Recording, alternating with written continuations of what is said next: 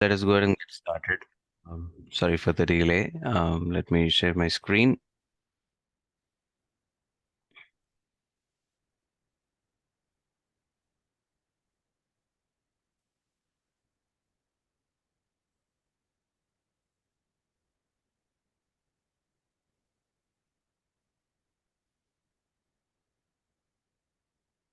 Can you guys see my screen? Yes. All right, perfect.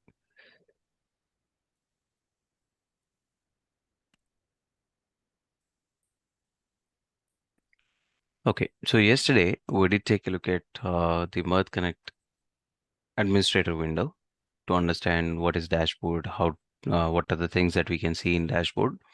We did look at the columns of the dashboard and all. And we started taking a look at Mirth Connect Server Manager. We did talk about the service of Mirth Connect Server, right? So we'll continue from there. So we have the second tab, which is used to configure the server details. So that would tell us what is the HTTP port that we can use, what is the HTTPS port that we can use to connect to the Mirth server. Mirth server is the main thing that will actually run the entire application. If server is not running, then you won't be able to see or you won't be able to run the Mirth Connect administrator window, which is nothing but this particular window. Then you have a few error logging levels here. So usually these are all set to error. This one I changed to debug.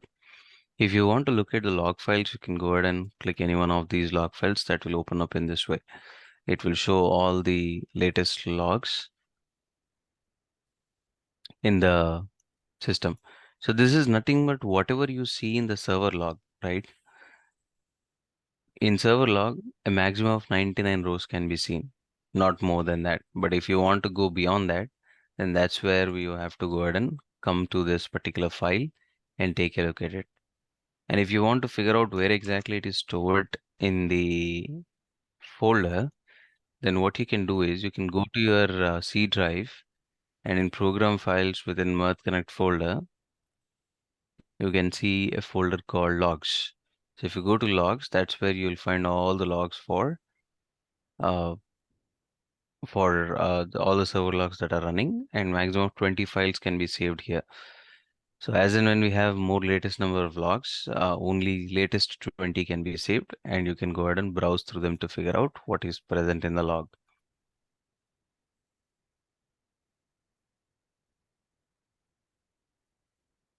Next, we have database. So Mirth Connect as an application has its own backend, and there are tables and there are its own architecture behind the scenes. So Mirth Connect as an application can support 4 different databases. So it can support Derby, which is the default database that you get. It's a flat file database, and you can go ahead and configure your system to have Derby without changing anything. That is a basic configuration that you'll get when you install it for the first time. But if you want, yeah, and when you're moving to production or when you're moving to other lower environments, then you may have to go ahead and repoint it to any one of the 4 servers or 4 databases that we have. Derby is just for testing purposes, not for anything else.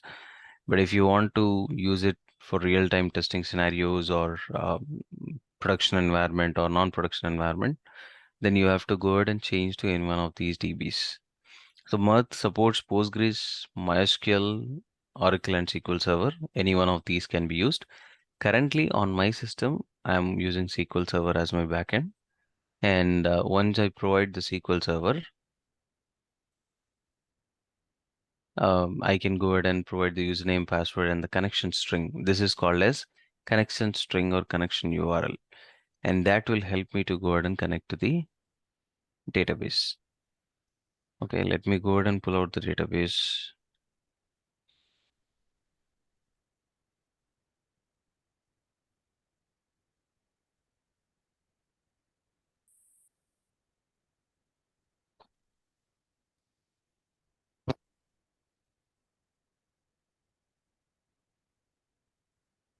So that's loading up.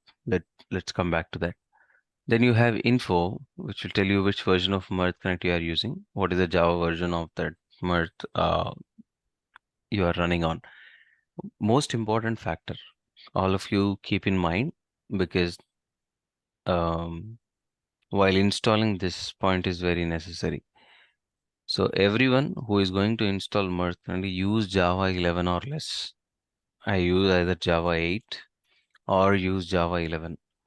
Latest version is Java 17, so do not use anything above 11, because we are having issues where service doesn't run when you are upgrading your Java to greater than 11. Okay, so please stick to 11 or 8.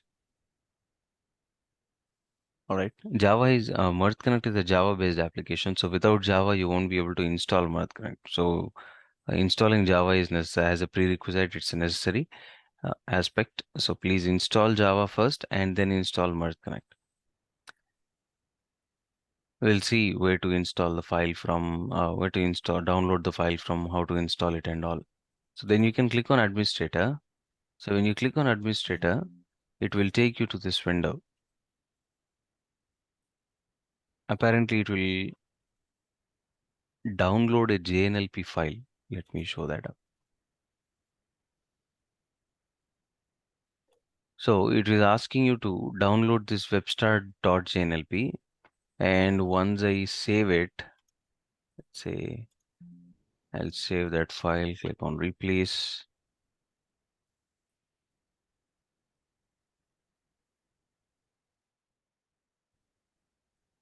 So I've saved that file, and once I double click on that,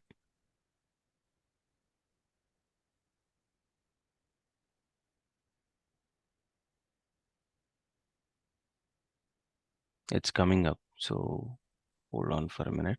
Yeah. Once I double click on that, you will get these pop-up windows. Just click on run and then run again. Then it will show up stating that it is going to start the application, and finally it will give you the login window. So once you get the login window, you just have to provide admin, and you will be able to log into this administrator window. So this is the server, this is the client. Client runs on the server and relies on the server for the application to run completely. Dixon, Yeah. I I have a question. Mm-hmm. So we have one is a dashboard where we see Mm-hmm. these channels, Mm-hmm. and then there is the other part where we design.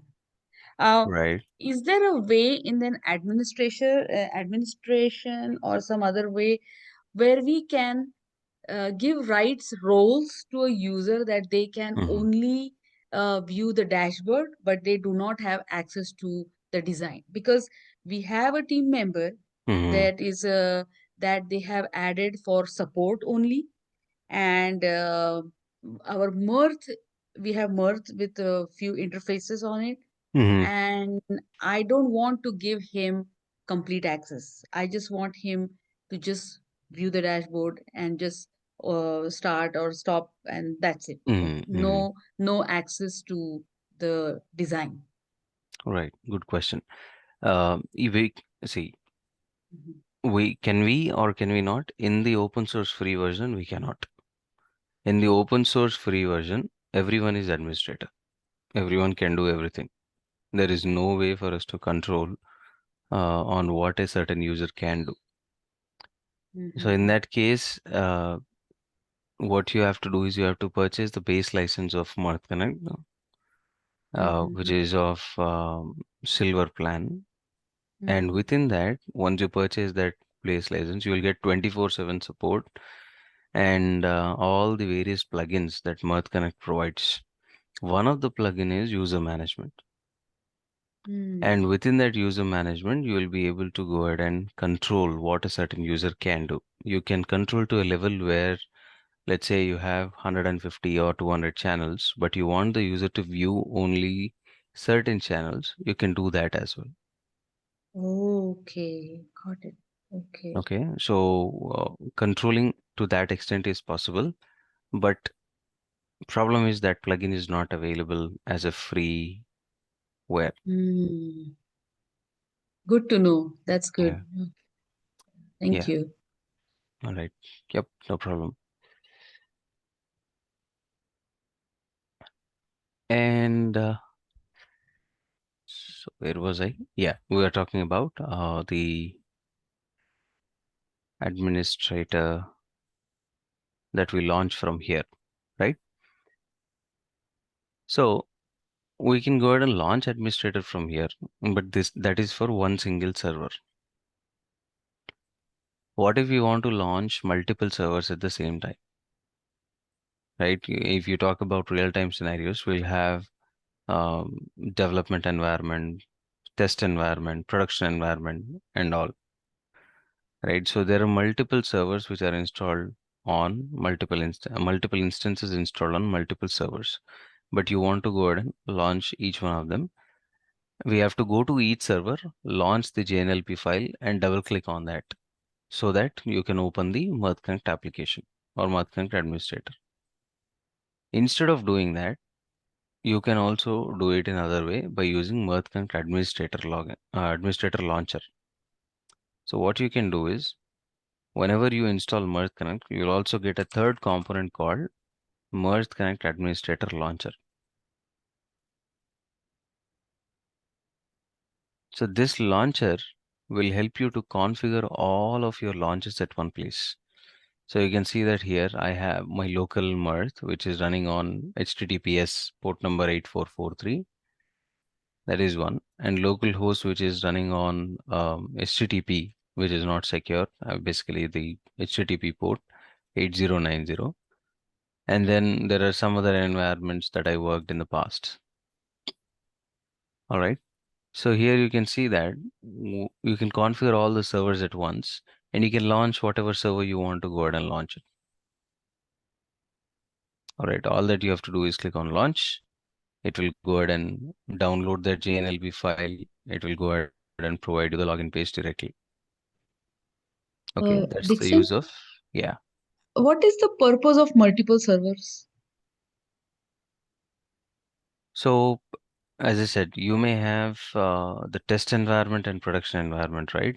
Let's say your and a development environment. Let's say you are developing few channels. You don't want those development channels to disturb your production environment completely, right? Yes, So you'll yes. have a dedicated server for your developments. Oh, that's a Okay. very good, yeah, because right now Mm-hmm. our both test and production interfaces are on the same server, and that's what we were trying to Mm-hmm. see how we could remove it from there. So No, no, they're you should separate. have two instances. Anything, see, I'll tell you what happens. During the development process, anything can happen. You may be Yes. trying a lot of other things. You may be trying new logics. Let's say someone wrote a while loop and Mm, they did not close it properly. right. Then you're gone. It will keep on running and the Mirth Connect server will shut down, Yes, right? that's true. So, mm, But we, that's a good thing that we don't have to create another instance of a virtual server. We can have merged servers on the same box, right? no, no, no. You should have it on a two different servers. You cannot have two instances running on the same machine. So, but then s- so the server concept, is it Mhm. the is it the actual server or the merge server you were mentioning? One Windows machine or Windows Yes. Server machine can have only one instance of Mirth Connect. Okay, got it. Okay. Yeah, So then we do have to make another two Windows servers. with Yes, the test. Yeah. right. So you can spin up two VMs, one VM for production, one VM for Test. test, and then have the URLs, and then anyone can go ahead and connect to those two servers separately and do that task. Actually, it is, and I don't want to take more time, but one more situation we are in, that one of the interfaces Mm-hmm. want the admin to be administration settings to be in certain way, and Mm-hmm. another interface Mm-hmm. wants in a certain way. So that's another issue now. Understood. Yeah. So, yeah. I mean, you have to create two different channels for that. Okay, we can discuss about this use Yeah, case. You can yeah. ping me through WhatsApp. I'll guide you what you can do better. I just have few more questions there. Just ping me on WhatsApp after the call. Thank you. Okay. Yeah.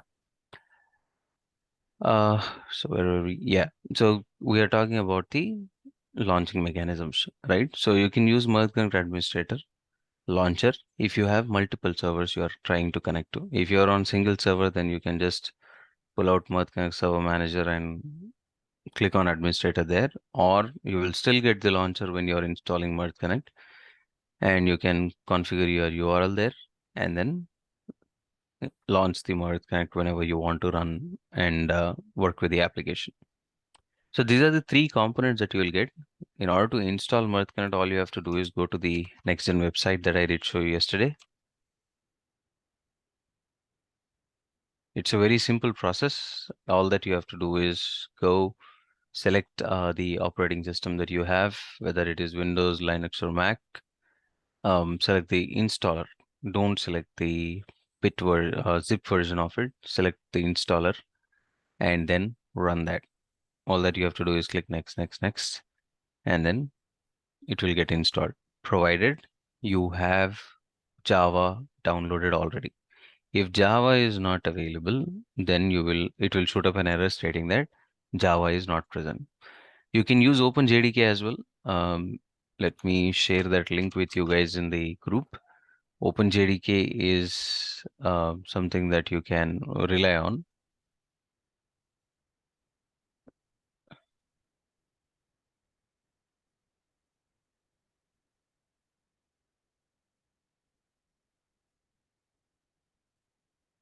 One second.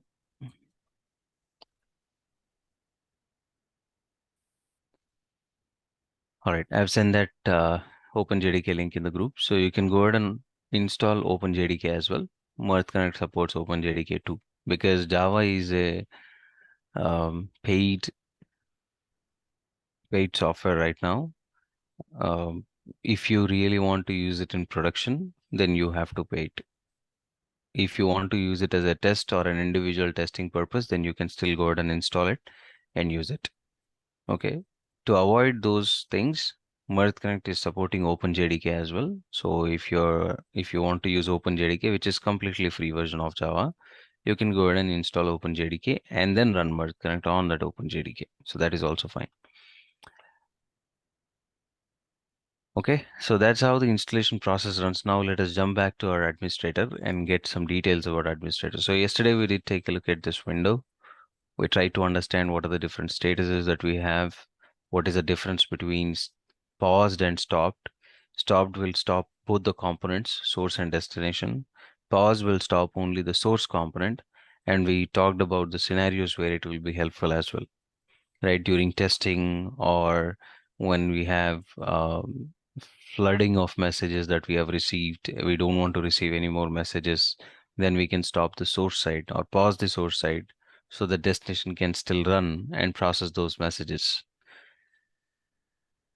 right? So next we'll jump on to channels. So let's go back to our channels and see what we can do there.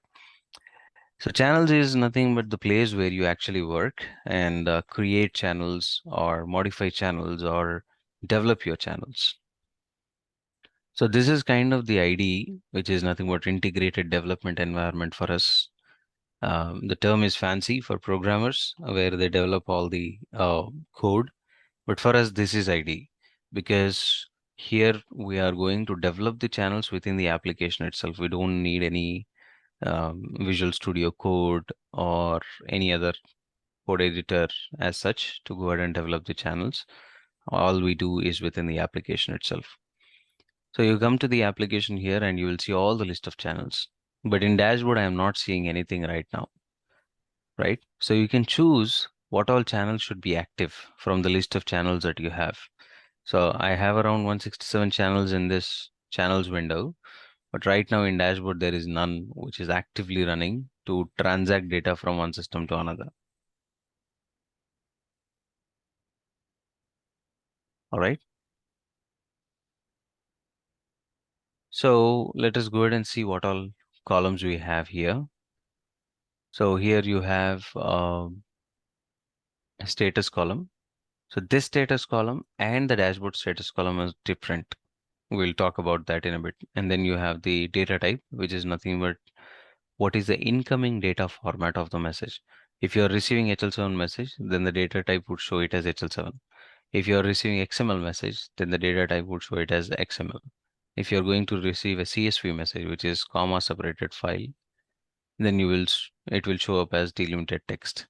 In that way, it will determine what kind of data. I mean, you have to determine what kind of data you are going to get in and provide this as one of the configurable items. So we'll see where to configure it when we are creating a new channel. Then here you have name of the channel, and then here you have a UUID for a channel. Okay, this is a universal unique ID. Then you also have a local ID for each of these channels. Then you have the description. So whenever you're creating a channel, you can provide some description. And if you're providing it, then you'll be able to see it. Then you have your revisions here. We'll talk about revisions with a practical example, or else we will not be able to understand. So when we create a channel, I will explain what is the role of revisions. Then you have last deployed, deployed in the sense activated. So as I have been telling you, last deployed will tell you when exactly this was activated last time. So as you can see, most of the channels are not running here right now. That's the reason we are not seeing last deployed. Let me do this thing. I will deploy this channel.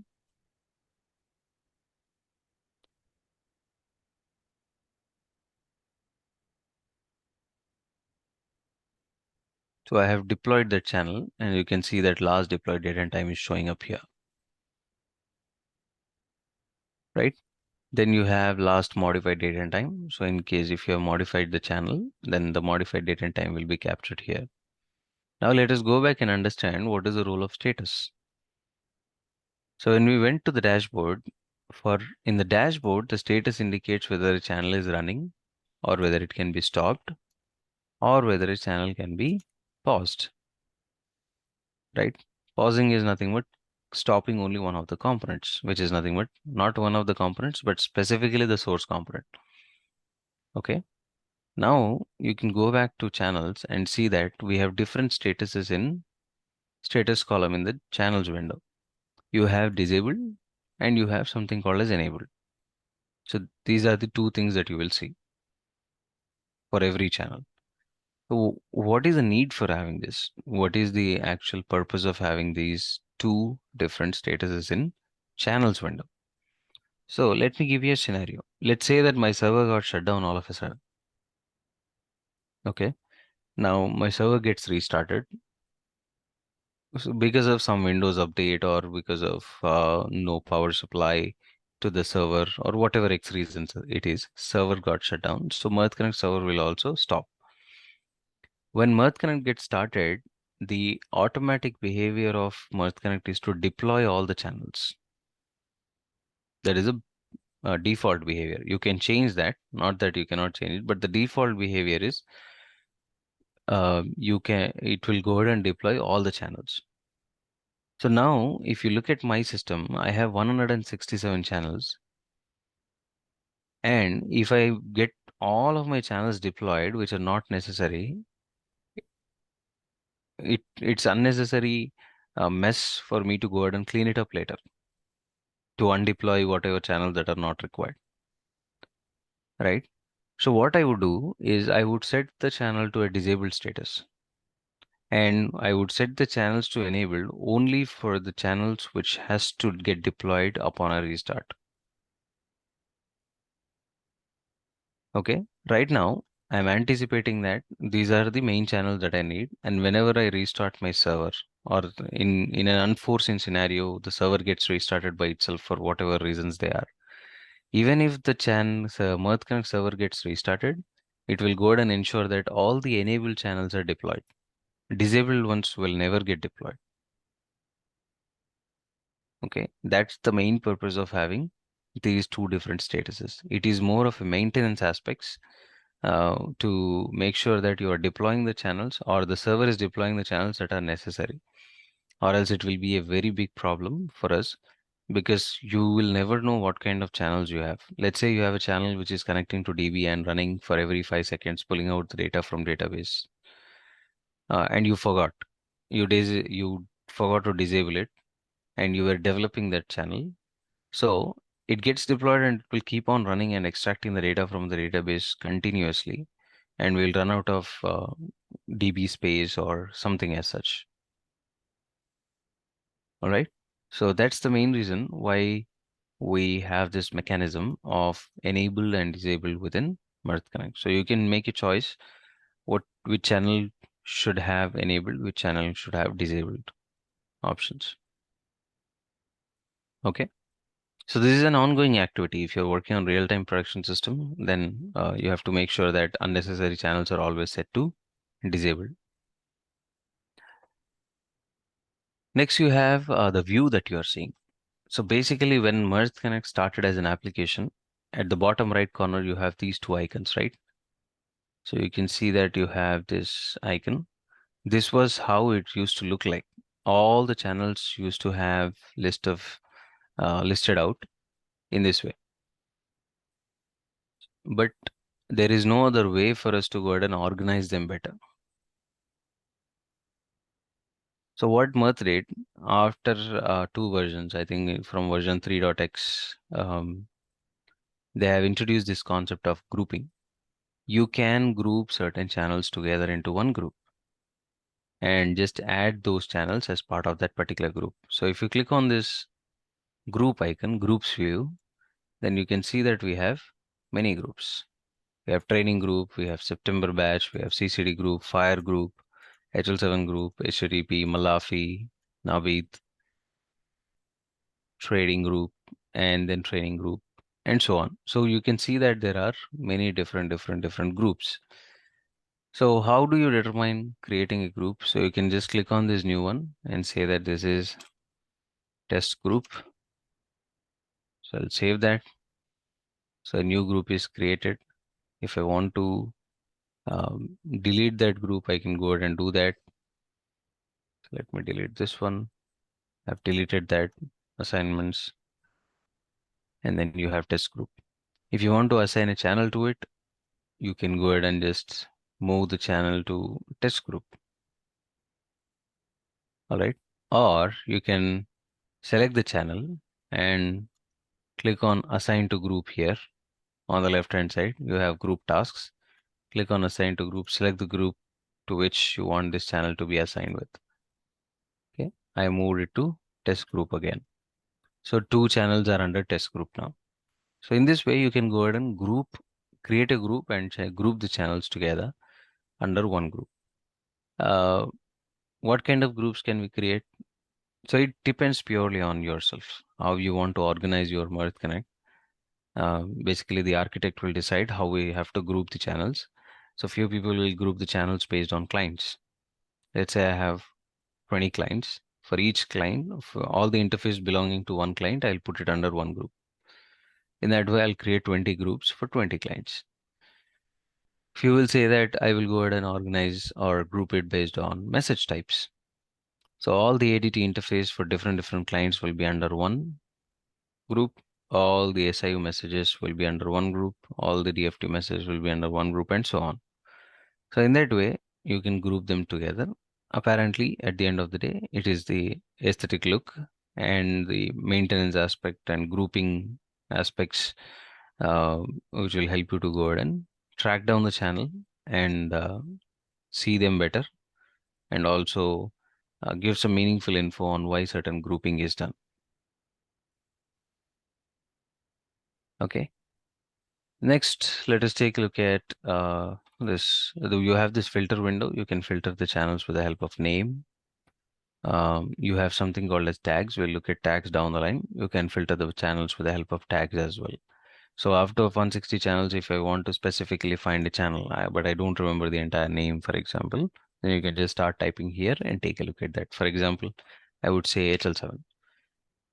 So it will show me all the list of channels starting with HL7, and I can take a look at that.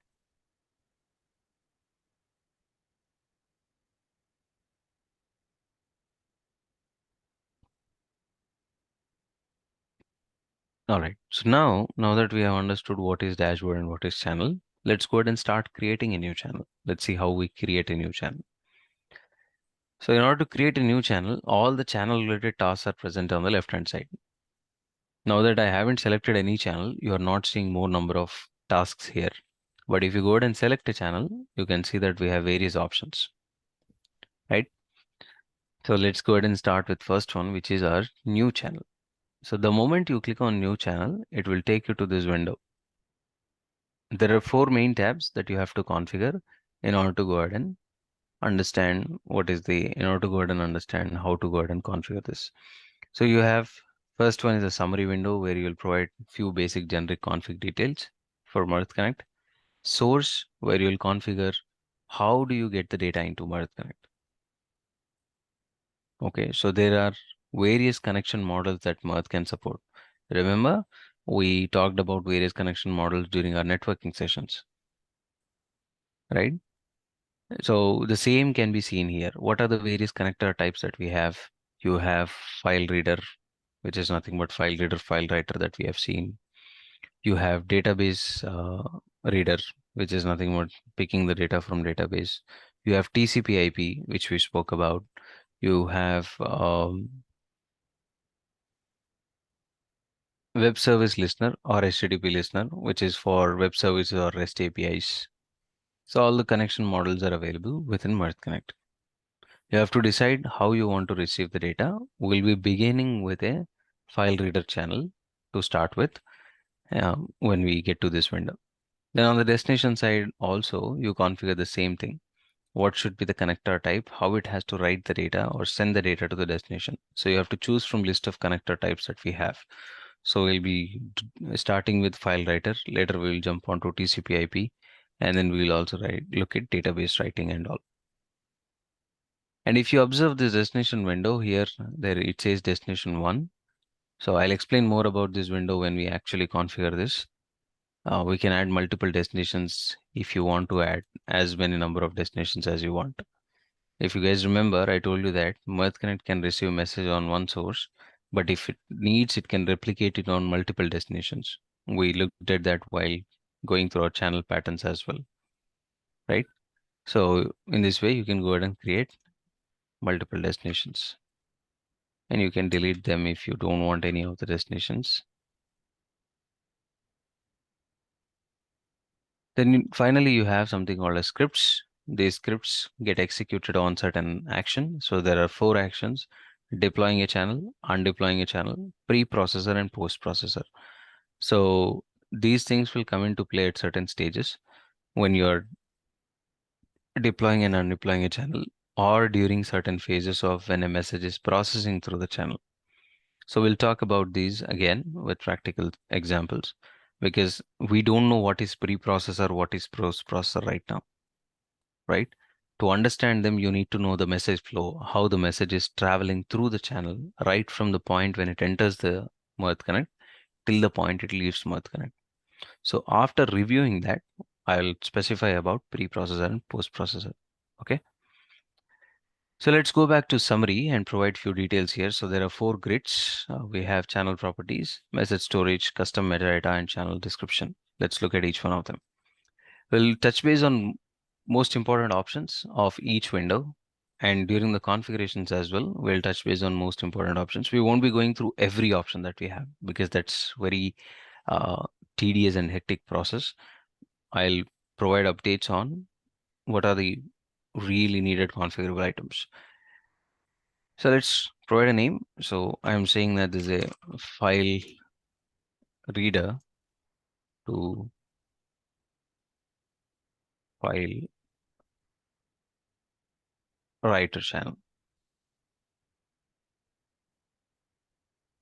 Okay. So once I provide the name with default configurations and all, I can save the channel so that my channel can be saved. Now, if you go back to channels window, you will be able to see that channel under uh, testing group because were in that group and we created that within as part of that group. Now you have to provide data types. So this is where you determine what is the incoming format and what will be the format of the messages when they are traveling through the channel. Okay. So as you can see, right now we have two components here again, source component and destination component. In the source, you can figure out that we are providing HL7 as inbound message, right? So when you do this, Mirth Connect will be expecting an HL7 message on this particular channel.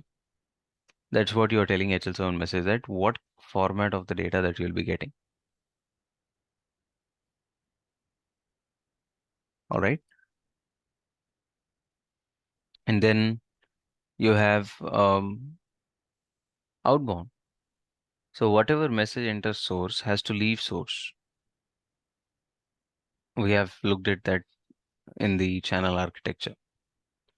So message will travel through source, and after completing source, it will go to destination. Destination will go ahead and process the message and it will send it to the destination server, whoever has to receive the data. So what format source is going to receive, what format source is going to send the data on.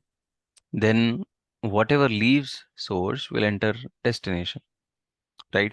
Obviously, source and destination are always bound with each other. So whatever message leaves source will enter destination component. So in destination component, you cannot go ahead and change it because you can change it here itself. So if you change it here as JSON, it will get automatically changed for destination inbound. If you change it to raw, it will automatically changed. And then finally, you can send it as XML, whatever message you want to, whatever format you want to, you can go ahead and configure it that way. Okay, so we are dealing predominantly with HL7 messages, so we'll set everything to HL7 because we are working with HL7 and all. If you want to do some property changes, these are I would recommend not to make these changes anywhere when you're setting to HL7. If you are a good developer, you want to interpret HL7 message in your own way without relying on Mirth Connect's default features, then you can go ahead and edit this one. But most of the scenarios, it is not necessary to edit. Okay, so just give me 1 minute, guys.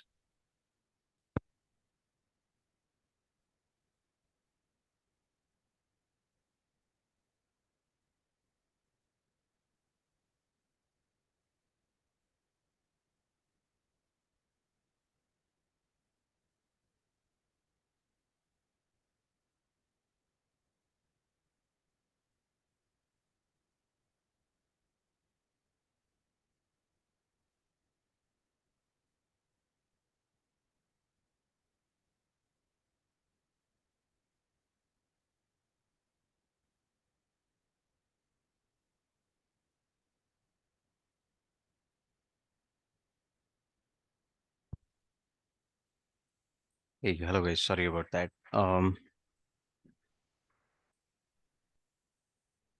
So don't go ahead and make any changes to the properties, inbound or outbound properties or anything as such. Next, let us go ahead and click on dependencies. So in case if your channel is dependent on few aspects like code template libraries or library resources or deploy start dependencies, then you can set that up. But as of now, we do not know what code template libraries are. We do not know what library resources are, or neither deploy start stop dependencies. So we will park this aside for now. We'll come back to this dependence later. Then you have initial state, which is telling you whether a channel should be started, paused, or stopped. This is nothing but what state the channel should be in whenever it gets deployed. So let's say I'm saving this channel. I will set the initial status to paused. I'll save this and I will deploy this channel. So the moment I deployed, what is the initial status of it? It says it is paused, right? So that's what this option is for. At times you may want the channel to be in pause state as soon as it gets deployed. There are many reasons to it. For example, your channel is polling a database and you don't want your channel to connect to database as soon as it gets deployed. You want to verify something and then you want to go ahead and deploy the channel, start the channel. So in that case, you can set it to paused. You can set it to started as well, or you can set it to stopped as well. Then you have attachments. So this is mainly used in context of DICOM messages or attachment messages which we receive. For HL7 messaging, we won't. So we won't be configuring that and we'll set to none. Then you have tags. Tags are nothing but the uh, same tags that we have for to identify certain channels or to specifically filter certain channels with the help of these tags. So you can say that, let's say my channel is processing ADT messages, then you can provide a tag here. You can see that I have 3 different tags available: ADT, ADT repo, ADT A04. I can choose from any one of these tags and assign that tag to this particular channel. Now, if I go back to channels, you can see that I have that tag here. If I want to filter all the ADT tags, I'll just type ADT and I will select that tag. It will show me all the list of channels which has that particular tag. So this is more of like a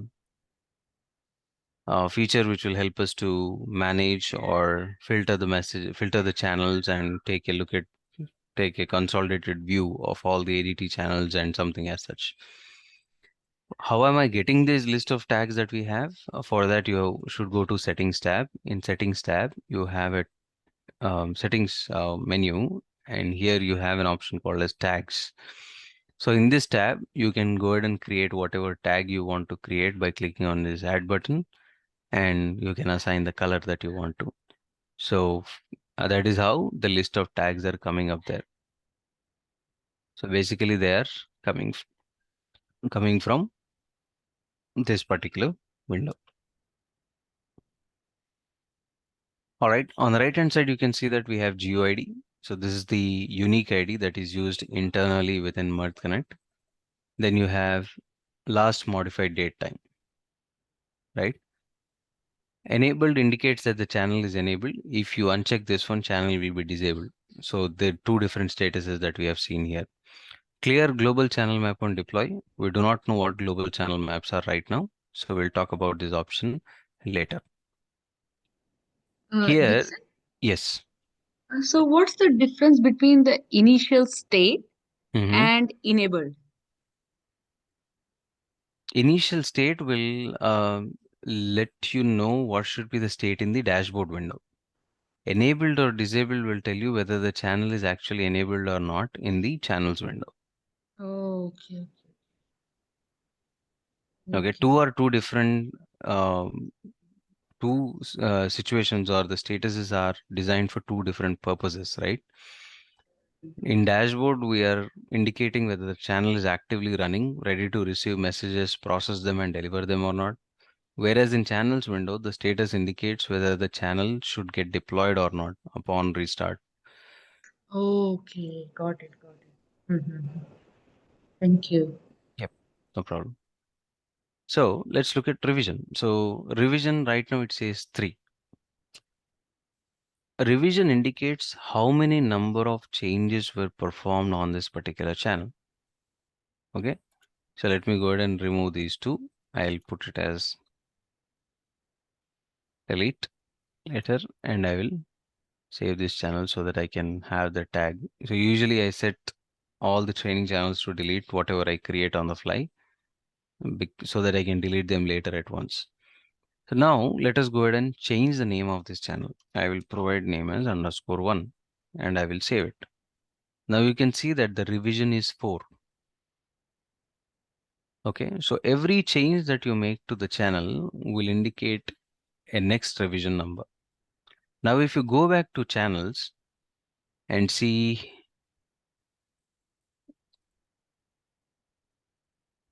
okay, where did the channel disappear? Test group. All right. Now, if you see the channel, you have revisions as 2. And if you go to the dashboard as well, you have the revision as 2. What does that indicate? What is the channel name? Look at the channel name. File reader to file writer channel, right? If you go back to channels, what is the channel name here? File reader to file writer channel _1. So this is the new channel. So basically revisions indicate that the channel that you have in dashboard has two changes that are not synced with it, that are not um, moved from the channels window to the dashboard window. So the channel that you have in the dashboard window is two versions behind from the actual channel that is there in the channels window. So during the process of development, you may make number of changes to the channel, right? And once you do that, you have to make sure that you deploy the channel so that both the channels are in sync with each other. Both the channels in sense, the channel in the channels window and the channel in the dashboard window. So what you do, you would go ahead and right click, deploy, and both will be in sync. I mean, the latest changes will be merged to the channel that is actually running in the dashboard. Okay, any changes that you make, this is a very good flexibility that we have. Even though the channel is running actively in dashboard, you can still make changes to the channel. But in order to reflect that channel, reflect those changes, you have to merge the channels together. So here, let's go ahead and change the name again. I'll set it as 2 now. I'll save. Then I'll go to channels and I can see that there is one change, one active change, which is not in the current channel that is running. So all that you have to do is deploy the channel. So always remember, any change that you make to the channel has to be deployed in order for that change to reflect in the channel that is actively running. If you do not deploy it, it won't show up. And as we can see that clearly, if you change the name here, let's set it as 2, let's save, and let's go back to dashboard, it still says 23. Reason is that change did not get merged with the channel that is running here. So you have to go ahead and deploy the channel and make sure that that's running. Okay, so in a production environment, there should always be 0. Revision shouldn't be there. If there is revision, it means that you have made some changes in the channels window, and that's the reason it is showing some revision here. Okay, if you do not deploy and try to test it, it won't work. I mean, let's say you have changed the behavior of your code, but you haven't deployed the channel after that change.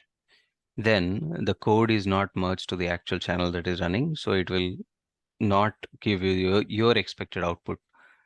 So before testing, make sure that revisions is always 0. Okay, so let's go back to the channels window. Next, we have message storage and message pruning. So Mirth being a transactional database, it doesn't need to store the data forever, but it does need to store the data for a while. So for that purpose, we have message storing mechanism, and it will determine what all messages has to be stored, what all stages of the message has to be stored when the message is traveling through the channel. Second thing, after certain period of time, we don't need that data because this is not a forever database that we have, right? So for that purpose, we have to go ahead and clear the database in frequent intervals or after certain period of time. To satisfy that, we have this window called as message pruning, or basically mechanism called as message pruning, and there are various options how you can manage it. So tomorrow we'll take a look at how do we go ahead and store the messages. How do we determine what all has to be stored? You see the slider here. Once you change the level of the slider, there are various things that will be stored. So this slider will determine what should be stored and what should not be. But in order to understand that, you should know what are these aspects that you're seeing here. What is raw, what is encoded, what is sent, what is response, what do they mean? So in order to understand those content related aspects, we should know how message is traveling through the channel what are the things that will be stored in the message, how message gets transformed from one form to another form, and all of these things. So tomorrow we'll take a look at the path which the Mirth message takes when it is processing through the channel, and then we'll be able to determine what all levels we can store. Okay, so we'll look at that, and we'll also look at what are the message pruning activities that has to be there, how we can store, I mean, after how many days we can delete it and all. So this is pretty simple. Then we'll talk about other windows as well, and then we'll jump onto the source to understand how do we configure source and all to get data from a file reader and then run it. So you guys install Mirth Connect and run the and just make sure that you are able to run and launch Mirth Connect so that you can start the practical aspects of it. So after tomorrow's session, if you complete tomorrow the file reader aspect, you may have to do that exercise day after tomorrow. So please make sure that today or tomorrow spend some time and make sure that you are able to install Mirth Connect. Let me know if you are having any issues. We can go ahead and troubleshoot that. At times you may have some installation problems. That will be helpful for everyone. Let's see if we can solve that quickly on call if it is a known issue, or else I'll help you offline to figure out why we have certain issue. Okay. All right. Any questions from anyone?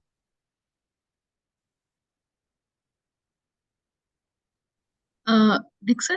Yeah, Preeti. So um the user rights, like you mentioned, we need license for that. Mm-hmm. Can we create multiple logins and have those logins access certain channels? No. Because we have like multiple interfaces on Mm-hmm. our one server, Mm-hmm. and there are multiple vendors, meaning Mm-hmm. they have their own vendors who Mm-hmm. support this. Mm-hmm. So, can we make this configuration that this vendor can only access this channel and that vendor can only access that channel? Provided you have that user management plugin. Oh, that also with the plugin. Okay. Yes, yes. There is no user management in Mirth Connect, free open source version. Okay. Everyone who logs in, as I said Mhm. earlier, Mhm. is an admin. Hmm. So That's not good. that is what you have that available for.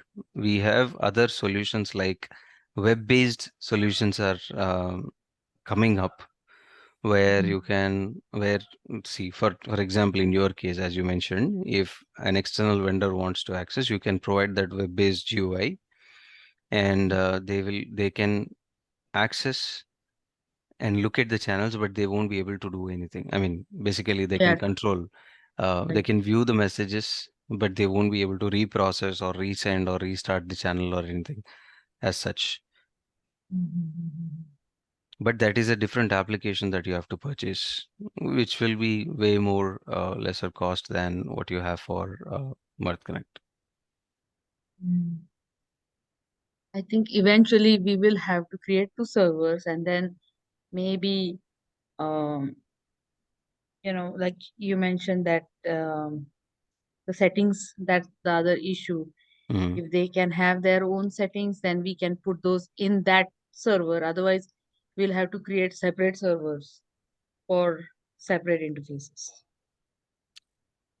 Yeah, but that is still But the uh, user management is a different yes. thing, and yeah, Mm, so yeah. Yeah. and Because so that's an overhead, right? Having two different yeah, it servers is and a all. overhead. It Yeah, is certainly an overhead, yeah. and I mean it's not feasible to have like separate server for each interface. Correct. That's just yeah.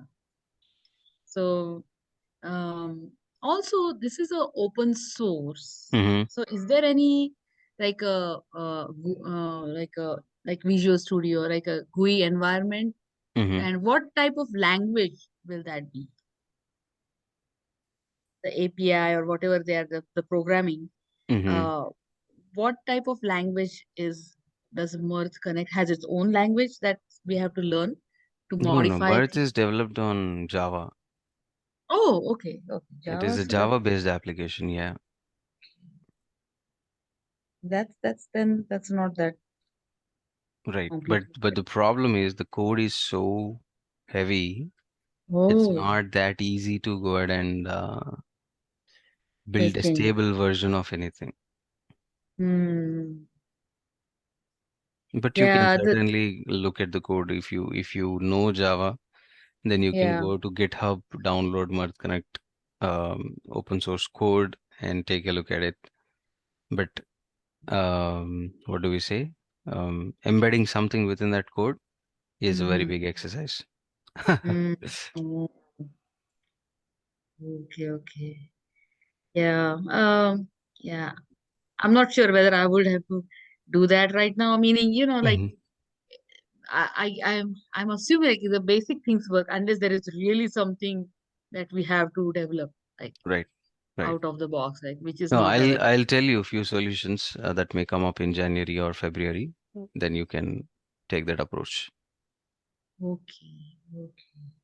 Yeah, we are government. So one of Yeah. the things is that government don't support open Mm-hmm. source things. That's Mm-hmm. but then we have a product that Mm-hmm. is supported on that runs on Mirth. That's how we Mm-hmm. got that server. Got it. Got it. Otherwise, like here, everything is Microsoft and everything is Mm-hmm. licensed, no Mm-hmm. open source. Mm-hmm. Mm-hmm. So that's another issue with this Mirth. Meaning, although I like it because Mm-hmm. it's very easy and it does the work. Right. Um, and it's free. Correct. And so personally, I like, but we Mm-hmm. cannot, meaning we cannot sell the idea Mm-hmm. of let's have Mirth as of our official secondary Mm-hmm. engine What is your because primary of the engine? Rhapsody? open link is the primary Open engine. link. Okay. Okay. All Yeah. right. Mm. And here in US, many it's supported by Cerner. So there are companies who use it, and it's pretty stable. OpenLink Mm-hmm. is like it's a Yes. Yes. I know. yeah. So I know. but it is very it's like being Windows or you're on DOS prompt. Like Right. that's the Correct. difference. Meaning it both of them does the work, Mm-hmm. but it's not that user friendly. All the Correct. options are just there. So you have to do the permutation combinations to figure out which one will work. So it's not their that piece is not like it's like a programmer's the manual is like a programmer who has written a manual. So Correct. it's not that user friendly. So it's but once we know it's pretty stable. But Correct. yeah, so then iguana, we were trying to see how iguana is. Do you have any, what are your thoughts on iguana? Because iguana, had a demo and it was like, wow, it can do so many things. But then I attended one of their coding sessions, Mm-hmm. Mm-hmm. and then there were other people who joined who had iguana, Mm-hmm. and then it was like, oh, we are getting these errors and that errors, and now then we started debating now, Mm-hmm. oh, so maybe iguana might not be that great then. It just our demo was good, but the coding session was that everybody was having problems. Right. Yeah. Uh, I had my hands little bit on demo product of Iguana, so Hmm. um, it's okay. I wouldn't say it's bad or it's great. It's moderate. I worked on other integration engines as well, like Rhapsody, Ensemble, and Connector, Integration Buddy, and so on. Mm-hmm. The most easiest that I feel is Mirth Connect Mm-hmm. because of its linear architecture. Very easy to walk through windows and all, and Mm-hmm. you can visually see how the messages are transmitting. Rhapsody is also great, but Rhapsody is like you have to bring in a lot of components. Like for a car machine, you have to bring in for engine, you have to bring in a lot of other components together, right? In that Oh, way, in Rhapsody, you have to bring first configure something else somewhere, then bring that into onto your table, then configure so something else maintenance somewhere, is like, bring that. yeah, you have to then Right. You have to maintain be this whole very careful. environment. Exactly. Oh, Exactly. So dependency factors are many, and you have to make sure that if you are upgrading something, you have to make sure that all the dependencies are upgraded for that channel or something as such. But Rhapsody gives you very good visual representation of how the messages are routing, from which point to which point, how it is Oh going. yeah, It yeah. gives a very good visual It's like representation. the SSIS in database. Right, How correct. the arrow Exactly. and everything. Yeah. Exactly. And then you can Exactly. click on that point and then it shows the detail of that one. Absolutely. That's Absolutely. how That's actually the interfaces are designed in the Rhapsody, right? correct. That's how they. How about Cloverleaf? Have you tried Cloverleaf? Cloverleaf is again like open link. You have your black Oh, box. okay, okay, okay. Hmm. So basically, no engine is the greatest. Like everyone has their own The top that good you and have bad. in the market are Rhapsody, Mirth, and Ensemble. Oh, okay. Those Hmm. three are the ones which are dominant players. Rhapsody, Mirth, few people don't prefer Mirth only for only for one reason, that it's open source and it may be vulnerable or something as such. But there is Mm-hmm. no instance reported anywhere where you say that Mirth was breaching or Compromised doing or. something. Reason Hmm. is it is an integration engine. It is installed on your network. So if Yes. your network is compromised, then that is when applications will get hit. So Hmm. it's not something that will bring vulnerability to you unless you manage it properly. You don't manage it properly. Hmm. I mean, I like Mirth. It's because with OpenLink we have set up HTTP connection where we send data to web service, um, and then we tried that the same one with Mirth, configure the connection destination connection for the HTTP, and with Mirth it was obviously very easy because the GUI is very user friendly Right. and quick Right. than in OpenLink. Mm-hmm. So, but then again, the open source is the debate. So I guess then maybe we can see the Rhapsody then. That's the another because public health, where the another our branch, Mm-hmm. they use Rhapsody Okay. for their system, Mm-hmm. Starlims. Mm-hmm.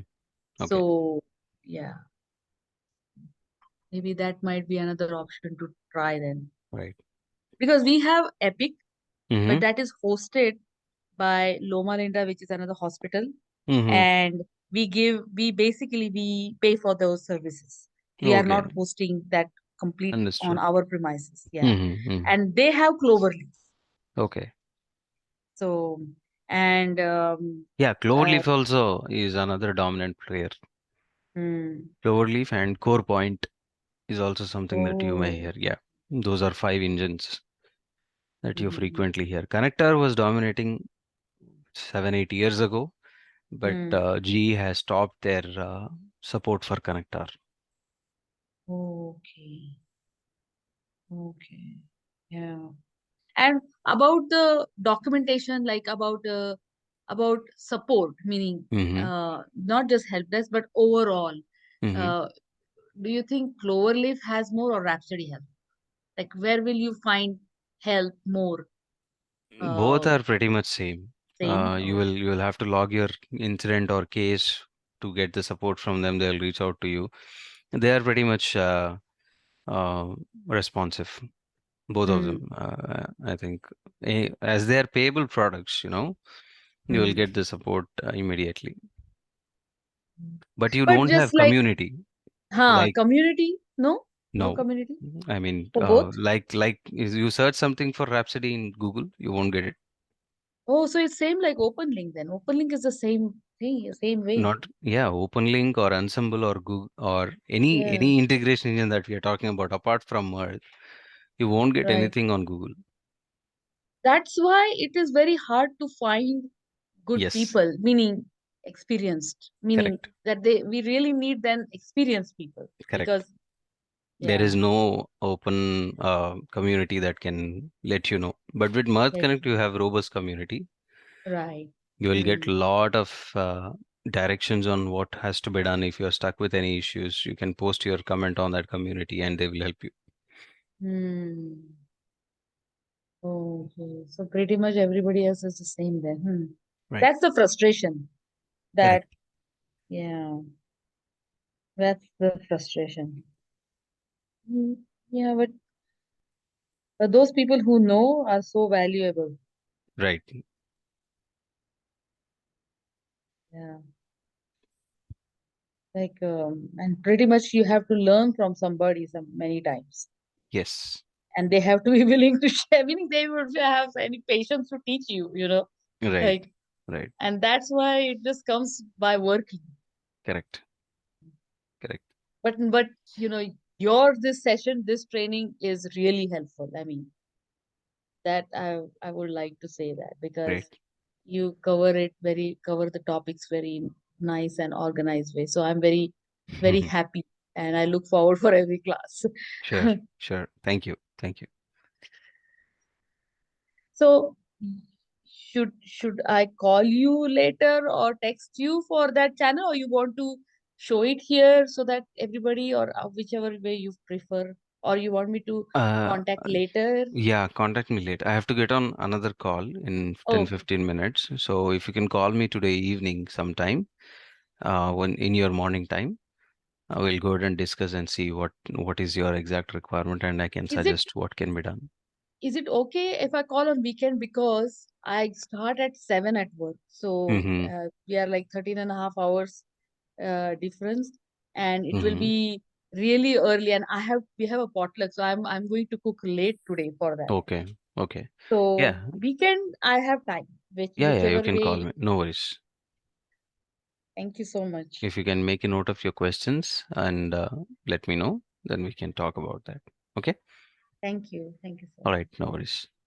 All right, guys. Thanks, everyone. Thanks for hanging in for the discussion. We'll catch up tomorrow and continue taking a look at channel development. Bye, guys. Thank you. Bye.